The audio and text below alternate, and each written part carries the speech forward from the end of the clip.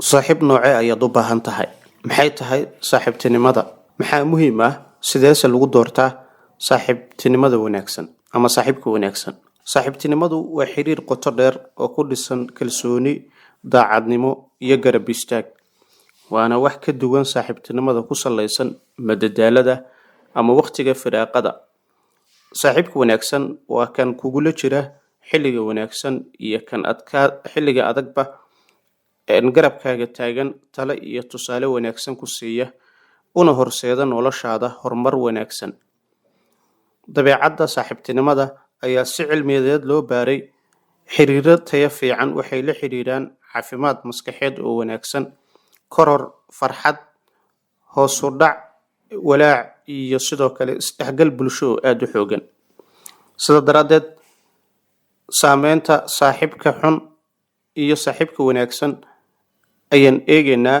Saaxiibka xun wuxuu kaa dhigi karaa inaad raacdo dhaqamo halis ah sida balwadda, khamaarka, daroogada ama habdhaqan aan waxtar lahayn, inay qiimo darro kuu keenaan. Tusaale ahaan, waxay kugu dhiirigelinayaan inaad waqtigaada ku lumiso waxyaabo aan faa'iido lahayn, inaad lumiso himilo iyo hadaf nololeed oo aad adigu ku naaloonaysay, isla markaana aad islahayd mar un waad gaari doontaa. Maadaama saaxiibada xun ay inta badan ku qasbaan dadka in ay raacaan waxyaabaha ay jecel yihiin iyo nafsadooda waxay jeceshahay, deetana waxa ay ku kalifaysaa qofka in nolosha uu ka dhaco gebi ahaanba. Tani waa mid ka mid ah sababaha Soomaalida ay u tiraahdo ritiga hore ritiga dambe sanqaadkiisu leeyahay, taasoo loola jeedo in qofka saaxiibkiis ku daydo hanaanka uu u dhaqmo iyo jidka noloshiisa ayuu qofkaasi ku dambeyn doonaa.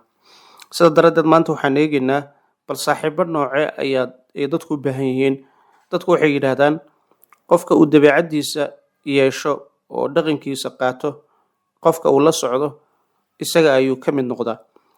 Haddaba dariiqa maanta ay ku socdaan dhalinteena Soomaaliyeed badankood waynu naqaanaa: banooniga, khamriga, betinka, dumarka oo la fiijiyo, dunuubta xunxun. Dhab ahaantii waxaad u baahan tahay saaxiib wanaagsan oo kugu haga jidka toosan, salaada kugu baraarujiya, taqwada iyo cabsida alle ku xusuusiya, waxa adduunkaaga iyo aakhiradaadaba faa'iido u leh kugu garab istaaga. Dabcan waxaad u baahan tahay saaxiibo ka duwan kuwa maanta aad haysato. Waxaad u baahan tahay koox ama group dad ah oo ka duwan saaxiibadaada hadda. Sida daraaddeed, waxaa culimmada iyo sidoo kale aqoonyahanada iyo xeeldheerayaasha kala duwan ay mar walba sheegaan in dhibaatada ugu weyn ee jiilkeena maanta ay iyagu haysto waa dadka ku dheereeya luminta, isla markaana ka saara dhaqamada wanaagsan, geliyana jawi kale oo aad markaasi u falxun, kuwa oo iyagu ku dambeeya noloshooda in ay habaan mansuura noqoto. Sida daraaddeed, waxyaabaha ugu wanaagsan ee saaxiibka wanaagsani sifooyinka uu leeyahay waxa uu kuu horseedaa horumar. Wuxuu kugu dhiirigeliyaa inaad wax barato, shaqo raadiso haddii aad shaqo la'aan ahayd, xirfad dhisato. Wuxuu kugu xasuusiyaa qiyamka wanaagsan sida salaada, cibaadada, akhlaaqda fiican, xasuusinta alle. Wuxuu yareeyaa walbahaarka oo kordhiyaa dareenka farxadda iyo kalsoonida. Wuxuu kaa ilaalin karaa dhaqamada xunxun isagoo kugu dhiirigelinaya hab nololeed caafimaad leh. Cilmi baarisyo badan ayaa muujiyay in xiriirada tayada fiican ay muhiim u yihiin kobaca shucuurta, aqoonta bulshada, guusha nolosha mustaqbalka. Haddaba sidee loo gartaa saaxiibka wanaagsan? Saaxiibka wanaagsan astaamo dhowr ah ayuu leeyahay. Waxaa ka mid ah daacadnimada iyo ixtiraamka. Marmar haddii aad qalad samayso, wuu kuu sheegi doonaa si xushmad leh. Garab istaagga waqtiga dhibka iyo wanaagga. Waxa uu noqon karaa qof ku garab taagan xilli kasta, xilliga dhibaatada ay ku soo food saarto iyo xilliga aad adiguba barwaaqaysan tahay. Aragtidiisu waa mid positive ah oo togan. Waxa uu kugu dhiirigeliyaa inaad raacdo dariiqa saxda. Wuxuu kugu xasuusiyaa qiyamka wanaagsan, adigoo alle markaasi ku xasuusiya ama inta badan kugu dhiirigeliya salaada, akhlaaqda, waxbarashada, waxyaabaha nolosha asaasiga u ah muhiimka ah. Ma ahan mid adiga kaa soo horjeeda, marna ma dareemaysid inuu kugu riixo xumaan ama muran badan ama fikir dadban oo adiga kaa soo horjeeda ama lagu waxyeeleynayo. Saaxiibada iyo dhalinyarada cilmi baarayaasha caafimaadka dhimirka iyo horumarku waxay sheegeen in dhalinyarada ay si gaar ah ugu nugul yihiin saameynta saaxiibada. Marka la joogo da'da qaangaarnimada, saaxiibadu waxay saameyn ku yeeshaan go'aamada halista leh sida isticmaalka daroogada iyo balwadda, jawiga akhlaaqda iyo habdhaqanka, horumarinta xirfadaha bulshada sida isgaarsiinta, communicationka iyo xalinta khilaafaadka, problem solvingka. Arrimahaasi ayaa ka mid ah waxyaabaha inta badan dadku ay ka dhaxlaan dadka wanaagsani oo cilmi baaristu ay iyaduna si qoto dheer ay u faahfaahisay. Waxaa muhiim ah in la fahmo in saameynta saaxiibka aanu had iyo jeer noqon mid xun, laakiin haddii saaxiibadu ay yihiin kuwo aan qiimo wanaagsan lahayn, waxay kugu riixayaan inaad ka baxdo dariiqii saxda ahaa.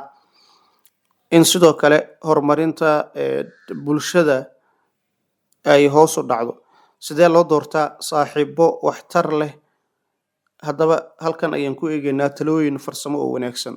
Ka fakar hadafkaaga nolosha. Waa maxay meesha aad rabto inaad gaadho? Saaxiibadu waa inay kugu taageeraan hadafkaasi.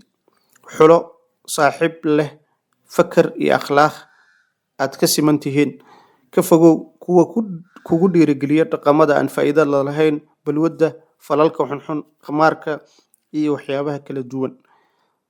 Samee xiriir ka baxsan madadaalada oo kugu dhisan ama ku dhisan ixtiraam iyo taageero.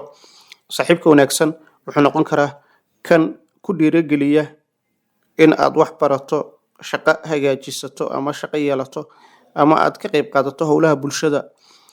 Sidoo kale horumar xirfadeed iyo maskax kordhin ayuu qofkaasi kugu biirin karaa.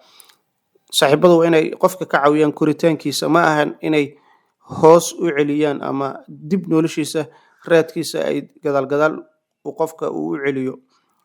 Cilmi baarisyada iyo khibrada badana waxa ay sheegeen in saaxiibtinimadu ay tahay arrin muhiim u ah horumarka nolosha, gaar ahaan marka laga hadlayo dhalinyarada iyo go'aamada muhiimka ee nolosha sida darajada, akhlaaqda, caafimaadka maskaxda, horumarka guud ee nolosha. Haddaba ka fikir waxa aad doonayso hadda iyo mustaqbalkaaga. Ka fogow kuwa kugu riixaya dariiqa halista. Dooro kuwa kugu dhiirigeliya wanaagga, cibaadada, akhlaaqda wanaagsan iyo guusha nolosha. Waxaan kusoo gabagabeynayaa ayadan wasbir nafsaka maca aladiina yadcuuna rabbahum bilqadaati walcashi yuriiduuna wajhahu walaa tacudu caynaaka canhum turiidu ziinata alxayaati addunya. Allah subxaanahu watacaala qur-aanka kariimka suuratulkahfi waxa uu ku leeyahay ilaali naftaada oo ku samir la joogista kuwa rabbigooda baryaya subax iyo galab iyagoo doonaya raali ahaansha. Tani waa amar ka yimid Allah subxaanahu watacaala oo kula hadlaya Nabi Maxamed naxariis iyo nabadgelyo dushiisa ahaatee. Micnaheeduna waa naftaada ku qasab samirka, ha ka daalin la joogista dadka wanaagsan xitaa haddii aysan haysan maal iyo sharaf adduun. Waxayna baraysaa in wanaagga mararka qaar uu yahay samir, gaar ahaan marka naftu ay jeceshahay raaxada, waxyaabaha maalayacniga iyo adduunkaba. Maca aladiina yadcuuna rabbahum, Allah subxaanahu watacaala wuxuu yidhi la joog kuwa rabbigooda baryaya, waa kuwa dadka kuwa alle caabuda, ku dadaala ducada iyo salaada iyo xuska.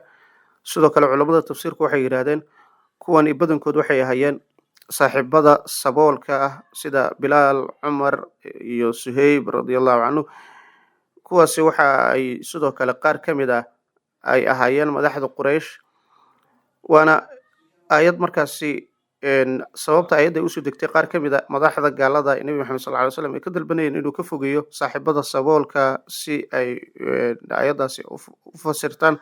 Mararka qaar Allah ayaa soo dejiyay ayadan isagoo amraya nabiga inuu la joogo dadka iimaanka leh, isla markaana u janjeerin kuwa adduunka ku faanaya. Cashiraduna waa saaxiibka wanaagsan waa midka alle kuu dhoweeya. Qofka qiimihiisu kuma xidhno maal ama darajo.